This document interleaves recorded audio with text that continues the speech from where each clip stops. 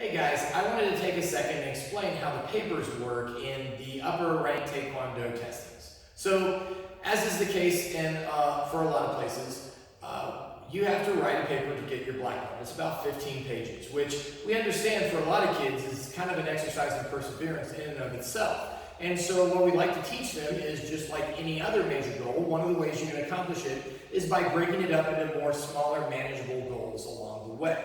And that's the case of what we do with the paper. So starting at green stripe or fifth cup, and every rank along the way, then you write 2 to 3 pages. So by the time you get to black belt, instead of having this overwhelming, daunting obstacle in front of you, then you've pretty much already got it done, right? We give you different chapters to work on, and those start with the 5 rules of the Warang, which is the Korean warrior ethos from back in the Three Kingdoms era. So the first paper you have to write is actually the second rule, but it's obedience to parents. So we kind of wanted to get students on board with that first. The second paper you write is actually the first rule, which is loyalty to king, which a lot of people take and write about authority, respect for authority in general. We would really like for you to focus more on patriotism, service to the country, and if Jesus Christ is your sovereign, then you can take it that way. But more than just respect your teacher at home, at school, respect your parents at home, respect me here in the school, things like that. Okay.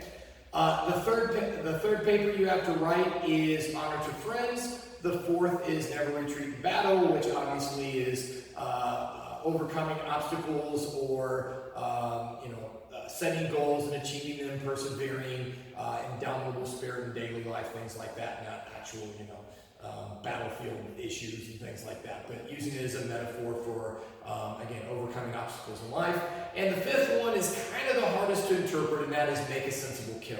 And what we mean by that is basically a sense of appropriate level of response. Sometimes you interpret as justice. An easy way to explain it to a kid is someone calls you a name, you don't get to bop them in the nose. Someone makes you mad, you don't get to hold a grudge and make them feel bad for an extended period of time just to get revenge or spite back. That would not be appropriate to the offense, right? So having a measured response and not overreacting, but making a sensible kill, making a sensible or measured response to the situation.